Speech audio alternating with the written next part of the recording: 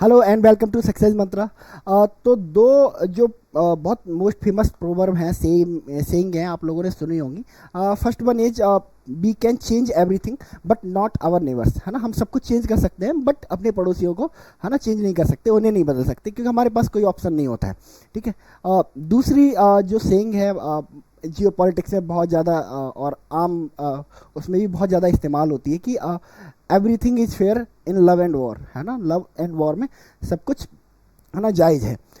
ये दोनों सेइंग, है ना, परफेक्टली अप्लाई होती हैं हमारे जो नेबरिंग कंट्री है, पड़ोसी मुल्क है, पाकिस्तान पे। ठीक है। Pakistan since it's independence, since it's worth, है ना, हमेशा यही कोशिश रही है कि इंडिया को कैसे डिस्टेबलाइज किया जाए। ठीक है। इंडिया के खिलाफ कॉन्स्पिरेसीज करना, टेररिज्म करना, वॉर इनिशिएट करना, चाहे कारगिल वॉर हो, 1965 की वॉर हो, या फिर 1971 की वॉर हो, है ना। तो इंडिया को डिस्टेबलाइज करने का, इंडिया को डीरेल करने का एक प्रोग्राम पाकिस्तान की, है ना, पॉलिसी मेकिंग में हमेशा बना रहता है कि इंडिया को कैसे डिस्टेबलाइज किया जाए। ठीक है। तो 2014 के बाद काफ़ी चीज़ें चेंज हुई।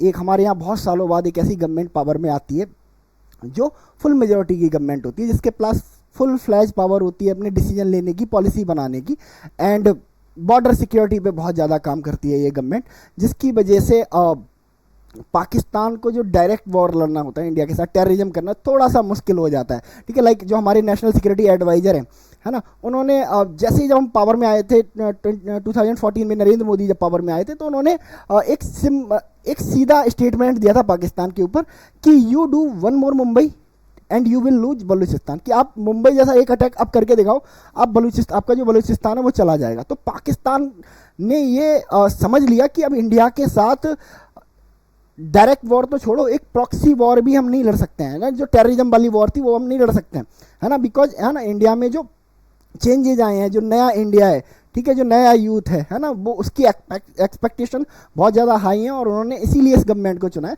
तो अब 2014 के बाद जो पाकिस्तान है उसने जो तरीका अपनाया इंडिया को डिस्टेबलाइज करने का, है ना, थ्रू ड्रग्स। ठीक है। ड्रग वॉर एक शुरू हो गई है और ये जो ड्रग वॉर है 2019-20 से कुछ ज़्यादा ही, 1920 से कुछ ज़्यादा ही मतलब लाइमलाइट में है और बहुत ज़्यादा इम्पैक्ट कर रही है इंडिया को, क्योंकि हमने अपनी जो बॉर्डर सिक्योरिटी है उसको टाइट कर दिया है। तो जो टेररिस्ट का जो इन्फिल्ट्रेशन होता था इंडिया में वो भी अब इम्पॉसिबल हो गया है। इसके बाद हमने जम्मू कश्मीर में जो आर्टिकल 370 है उसको रिवोक कर दिया है। इसके बाद, है ना, जम्मू कश्मीर में नॉर्मल सी वापस लौटी है, पूरे इंडिया में नॉर्मल सी वापस लौटी है। ठीक है। तो अब पाकिस्तान ने प्लान बनाया है कि भाई, है ना, इंडिया में इतना ड्रग्स भेजो, इतना ड्रग्स भेजो कि इंडिया की जो पूरी यूथ है ना वही ड्रगिस्ट हो जाए, है ना। और यही जो है बीएसएफ का इस साल का जो आंकड़ा कहता है।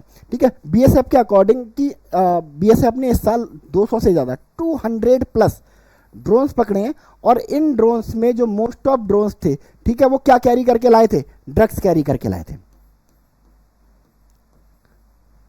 ठीक है। मतलब मैसेज लाउड एंड क्लियर है कि इंडिया में ड्रग्स भेजो, है ना, इंडिया की जो यूथ है उसको क्या बनाओ? ड्रग एडिक्ट बनाओ, है ना। और ये ड्रग एडिक्ट क्या करेंगे फिर, है ना, सोसाइटी में टर्मोइल क्रिएट करेंगे और इंडिया जो है डिस्टेबलाइज हो जाएगा। ठीक है। इस साल का आंकड़ा 200 प्लस का है ना। लास्ट ईयर का आंकड़ा 107 का था। लास्ट ईयर 107 भेजे थे, है ना। इस साल 200 प्लस भेज चुका है, यानी कि जस्ट डबल हो गया है आंकड़ा। तो आप सोच ही सकते हैं जो पाकिस्तान है ना, कितना डेस्परेट है इंडिया को, है ना, डिस्टेबलाइज करने के लिए, है ना। फेस टू फेस तो वॉर, है ना, लड़ नहीं सकते ये। ठीक है। तो फिर यही कर सकते हैं, है ना। जैसे कि बीएसएफ का जो स्टेटमेंट है, उन्होंने बोला था कि भाई हमने जो लास्ट ईयर है 160 ड्रोन जो है सीज किए थे, है ना, इन 2020 पंजाब बॉर्डर में, है ना। और इसके अलावा इस साल हमने 200 प्लस यानी कि जो ड्रोन्स हैं वो हमने सीज किए हैं, है ना। बीएसएफ की जो पॉलिसीज हैं, बीएसएफ ने जो स्ट्रेटजीज अपनाई हैं इस तरह की, है ना, जो एंटी ड्रग वॉर, जो एक जो ड्रग वॉर चल रही है पाकिस्तान की तरफ से, उसके, है ना, उससे निपटने के लिए बहुत सारी स्ट्रेटजी बनाई है, जैसे, है ना, इनहांस एंटी ड्रोन स्ट्रेटजी जो है बीएसएफ ने अपनाई है ना। मतलब अपना एक पूरा नेटवर्क बनाया है, इंटेलिजेंस नेटवर्क बनाया है और अपनी जो सर्विलेंस है उसको बहुत ज़्यादा बढ़ाया है। तो इसी वजह से ये जो ड्रोन्स पकड़े जा रहे हैं, है ना, भारी मात्रा में, है ना, तो जिससे पाकिस्तान को क्या पहुंच रहा है, बहुत ज़्यादा नुकसान पहुंच रहा है, यानी कि वो चाह के भी हमारे यहाँ ड्रग वॉर नहीं कर पा रहा है, बट है ना, nobody no who knows कि कितने ड्रोन जो है पाकिस्तान की तरफ से आए होंगे। तो ये इंडिया के लिए एक बहुत चिंता की बात है, और इंडिया को चाहिए कि अपनी जो सिक्योरिटी है, ठीक है, जो अपनी बॉर्डर सिक्योरिटी है वो उसको और मजबूत करे। ठीक है, बात करें अगर बीएसएफ की, तो बीएसएफ टोटल 2290 किलोमीटर का जो टोटल वेस्टर्न बॉर्डर है, जिसमें क्या आता है आपका, जम्मू कश्मीर आता है, राजस्थान आता है, गुजरात आता है, और इसके साथ साथ पंजाब आता है। ठीक है, इसको प्रोटेक्ट करने का काम करता है। ठीक है, तो अभी इंडिया को चाहिए, है ना, बीएसएफ तो हमारी है ही, है ना, इस बॉर्डर को पूरा फेंस किया जाए। ठीक है, यहाँ पे लाइट वगैरह इलेक्ट्रिसिटी का प्रबंध किया जाए, जिससे कि है ना जो हमारी बॉर्डर सिक्योरिटी है वो टाइट हो सके, और इस तरह की जो ड्रग एक्टिविटी, एक ड्रग वॉर जो पाकिस्तान ने हमारे खिलाफ शुरू करके रखी है, उससे है ना सही से निपटा जा सके। ठीक है, चलिए नेक्स्ट अगर बात करें पाकिस्तान के बारे में कि पाकिस्तान क्यों ऐसा कर रहा है, तो हम ऑलरेडी डिस्कस कर चुके हैं 1920 के, है ना, 2019-20 के बाद ही ये शुरू हुआ है, क्योंकि हमने जो अपनी बॉर्डर सिक्योरिटी है उसको और ज़्यादा बढ़ा दिया, एंड है ना हमने आर्टिकल 370 हटा दिया, एंड हमने जो टेररिज्म है उसके खिलाफ क्या अपनाई, जीरो टॉलरेंस की पॉलिसी, जीरो टॉलरेंस कि टॉलरेट नहीं करेंगे, तो जितने आएंगे उतने मारे जाएंगे। ठीक है, दैट इज वाई क्या है, पाकिस्तान इन चीज़ों को क्या क्या टेररिस्ट को इंडिया में भेजने से बच रहा है ना, और जो जो टेररिस्ट हैं, जो नए नए टेररिस्ट हैं, वो भी इंडिया में आने से कतरा रहे हैं कि कोई फ़ायदा नहीं है ना, बेकार में मारे जाना है। तो दैट इज़ वाई जो पाकिस्तान है इस तरह के, है ना, जो टैक्टिस है इंडिया को डिस्टेबलाइज करने की अपना रहा है। दूसरा, पाकिस्तान क्या अभी फिनेंशियली थोड़ा वीक है ना, तो उसके पास बहुत ज़्यादा पैसे नहीं है कि जो जो टेररिस्ट ऑर्गेनाइजेशन है उनको फंड कर पाए, है ना। दैट इज भाई क्या करता है, एक सस्ता तरीका, अफगानिस्तान से ड्रग्स खरीदो, ड्रग्स तो इंडिया में भेजो चाइनीज ड्रोन के थ्रू, है ना, जैसे कि है ना हमारी बॉर्डर सिक्योरिटी फोर्स ने पहले भी किया हुआ है कि मतलब ये अनाउंस किया हुआ है कि जितने जो ड्रग्स आ रहे हैं ना, इन सब में किसका इस्तेमाल हो रहा है, इसमें इस्तेमाल हो रहा है चाइनीज ड्रोन्स का, भारी मात्रा में चाइनीज ड्रोन्स का, सस्ते ड्रोन्स भेजे जा रहे हैं, तो बहुत ज़्यादा फंडिंग है नहीं, है ना। तो पाकिस्तान जो कुछ बेस्ट कर सकता है इंडिया को डिस्टेबलाइज करने के लिए, है ना, वो कर रहा है। बट जो हमारी बॉर्डर सिक्योरिटी फोर्स है ना, उसने पाकिस्तान का ये प्लॉट भी जो क्या है फाइल कर दिया है, एंड पाकिस्तान को चाहिए कि भाई है ना इससे कुछ होने वाला नहीं है ना, आप भी अपनी ग्रोथ पे काम करो, अपनी मेहनत से क्या करो, ग्रो करो, और खुद को सुपर पावर बनने की दिशा में लीड करो कि क्या नहीं है आपके पास, बहुत सारे रिसोर्सेज हैं, है ना, मिनरल्स हैं बलूचिस्तान में, बलूचिस्तान को आप स्टेबलाइज करने की कोशिश करो रादर देन डिसस्टेबलाइजिंग इंडिया। ठीक है, अगर बात करें हम पाकिस्तान के बारे में, तो पाकिस्तान जानते ही हैं हमारा पड़ोसी है, और कौन सी उसमें आता है ये, ठीक है, इसका ऑफिशियल नाम क्या है, इस्लामिक रिपब्लिक ऑफ पाकिस्तान, एक है ना एक मुस्लिम कंट्री है। ठीक है, साउथ एशिया में आता है ये। अगर बात करें है ना इसकी कैपिटल की, तो इसकी जो कैपिटल है इस्लामाबाद कैपिटल है, इंडिया की कैपिटल की तरह, एंड इसकी फाइनेंशियल कैपिटल, जैसे मुंबई की फाइनेंशियल कैपिटल क्या, इंडिया की फाइनेंशियल कैपिटल मुंबई, ऐसे इसकी जो फाइनेंशियल कैपिटल है ना वो कराची है, और उसका लार्जेस्ट सिटी भी है।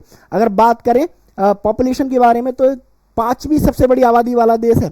ठीक है, और अगर बात करें इसके एरिया साइज के बारे में, तो दुनिया में ये 33rd नंबर पे आता है। अगर बात करें इसके बॉर्डर शेयरिंग कंट्रीज के बारे में कि किन किन के साथ है ना बॉर्डर को शेयर करता है, तो कुल मिला के ये है ना 4 कंट्रीज के साथ अभी फिलहाल बॉर्डर शेयर करता है। इधर इसके अगर आप देखोगे नॉर्थ वेस्ट में अगर आप जाओगे, तो आपको क्या मिलने वाला है,